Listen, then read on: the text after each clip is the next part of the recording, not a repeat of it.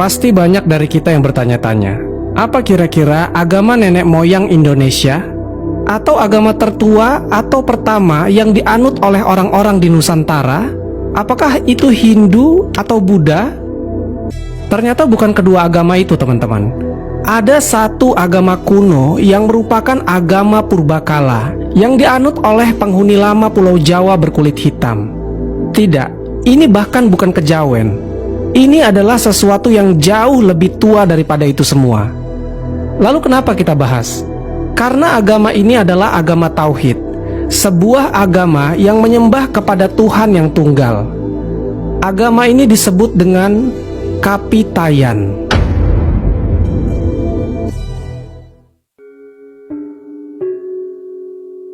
Kapitayan adalah salah satu agama kuno yang dianut sebagian besar masyarakat Jawa pada zaman dahulu.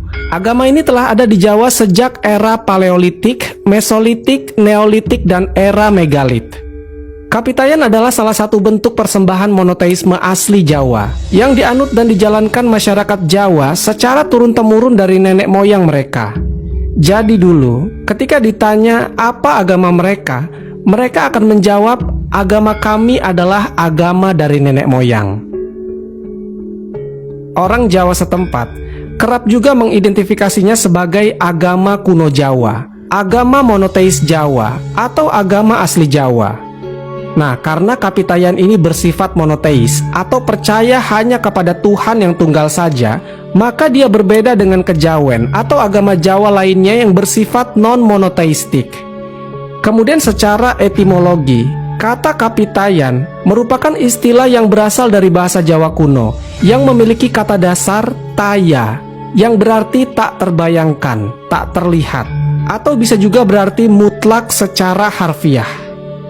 Jika dilihat dalam bahasa Sunda, kata taya bisa memiliki arti tidak ada atau tiada.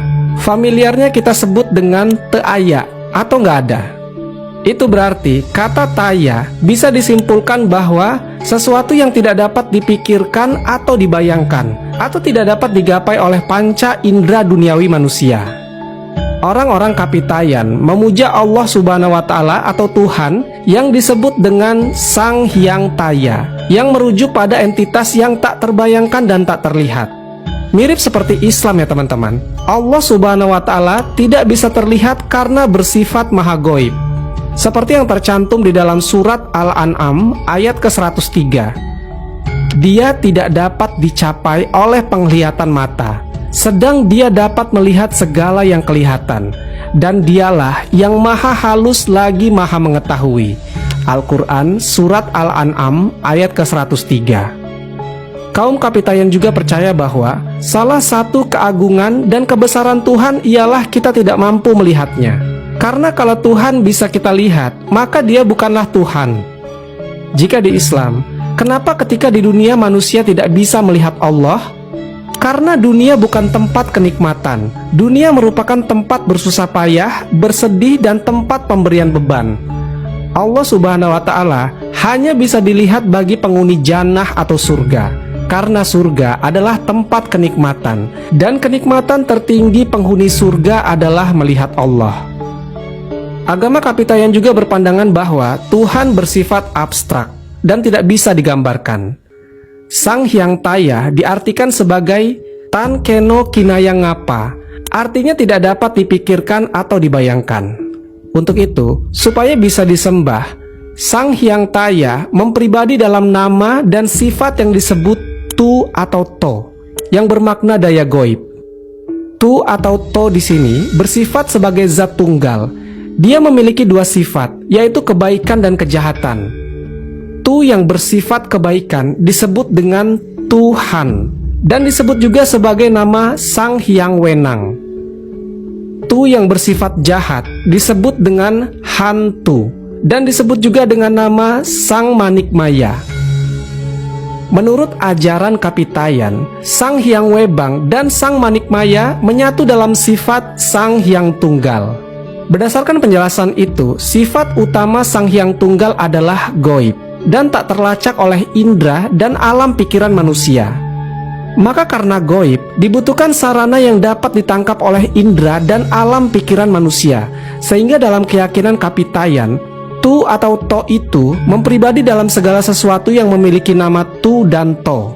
Misalnya saja watu atau batu, tugu, tulang, turumbuk atau pohon beringin, tundak atau bangunan berundak, tosan atau pusaka, topeng, toya atau air. Kemudian dalam praktek pemujaan atau sembayangnya mereka kepada Sang Hyang Tunggal, mereka menggunakan media-media juga yang berawalan tu atau to. Misalnya tumpeng atau sesaji, tumpi atau keranjang dari anyaman bambu, tuak atau arak, tukung atau sejenis ayam, yang kesemuanya itu ditujukan untuk berdoa meminta kebaikan. Sementara untuk persembahan kepada Sang Manikmaya, dalam hal ini entitas jahat atau kebalikan dari Tuhan atau hantu, dilakukan peribadatan dan sesembahan khusus yang dikenal dengan sebutan tumbal. Jadi kekuatan Sang Hyang Taya itu atau nama sebutan untuk Tuhan mereka mewakili di berbagai tempat seperti di batu, monumen, pohon, dan di banyak tempat lainnya.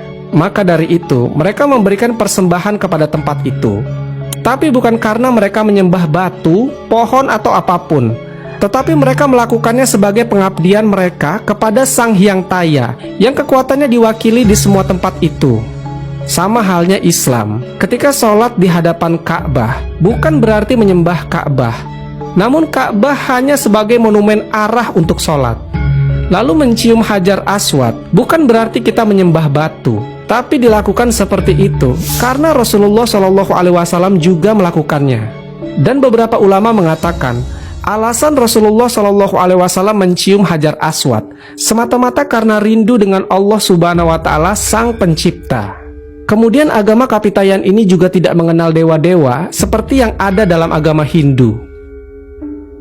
Agama Kapitayan ini adalah agama kuno yang dipelajari di dalam kajian arkeologi. Peninggalan arkeologisnya dalam terminologi barat dikenal dengan nama dolmen, menhir, sarkofagus, dan lain-lain, yang mengidentifikasikan adanya agama kuno di sekitaran tempat itu.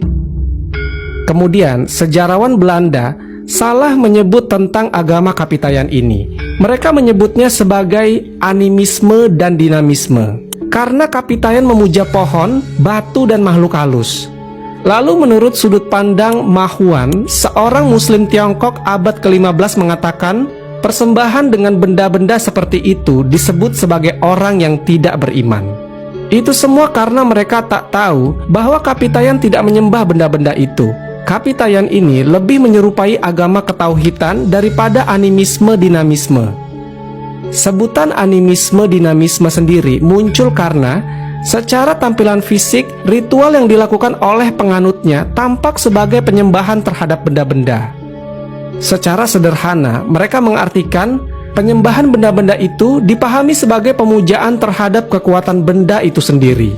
Sebenarnya, pada awal ajaran Kapitayan justru tidak menyembah benda itu sebagai kekuatan mutlak.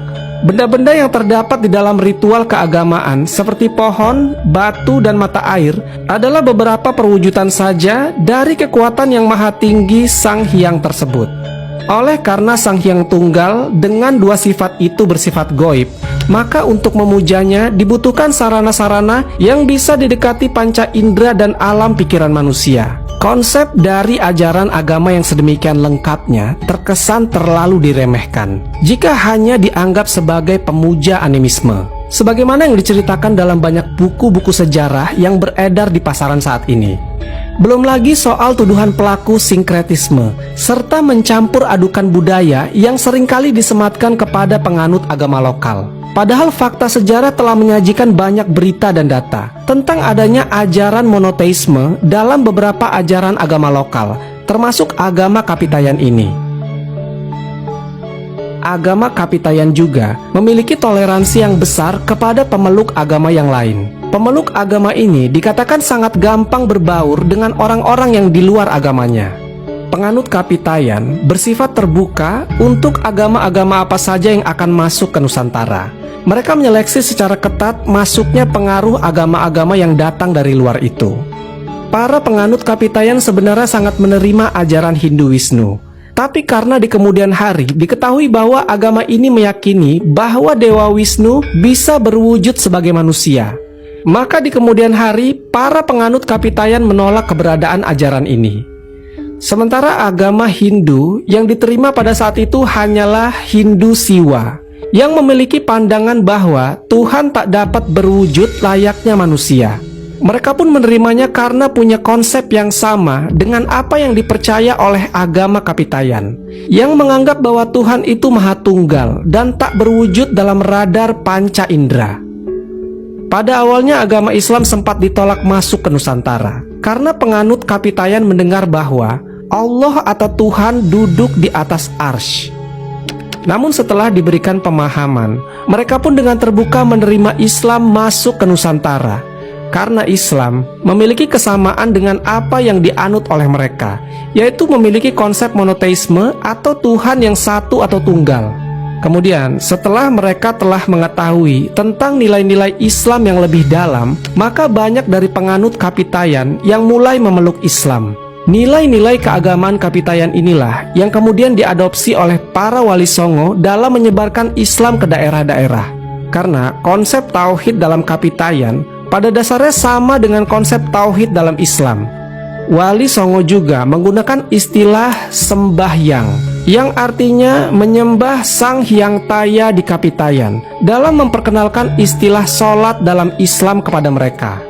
Dalam hal tempat pemujaan atau masjid lah bisa dikatakan, Wali Songo menggunakan istilah kata sanggar di Kapitayan, yang artinya bagi mereka suatu tempat untuk berdoa atau beribadah dalam kepercayaan Kapitayan. Oleh Wali Songo dibuat dengan nama langgar, yang mewakili istilah masjid dalam Islam. Kemudian ada juga ritual tidak makan dari pagi hingga malam di Kapitayan, yang mereka sebut dengan nama upawasa atau puasa atau poso. Yang kebetulan ritual puasa dalam agama Hindu disebut juga dengan nama upawasa atau upavasa. Alih-alih menggunakan istilah puasa atau siam dalam Islam, Wali Songo justru menggunakan istilah puasa atau upawasa dari Kapitayan dalam menggambarkan ritual tersebut. Sebutan Poso Dino Pitu dalam Kapitayan, yang artinya puasa pada hari kedua dan kelima, yang sama dengan puasa 7 hari, sangat mirip dengan bentuk puasa Senin dan Kamis dalam Islam. Kemudian tradisi tumpengan Kapitayan juga dilestarikan oleh para wali songo dalam perspektif Islam, yang dikenal sebagai sedekah. Persis apa yang dikatakan oleh Gus Dur, Islam datang bukan untuk mengubah budaya leluhur kita menjadi budaya Arab. Bukan untuk aku jadi ana, sampean jadi antum, sedulur jadi akhi.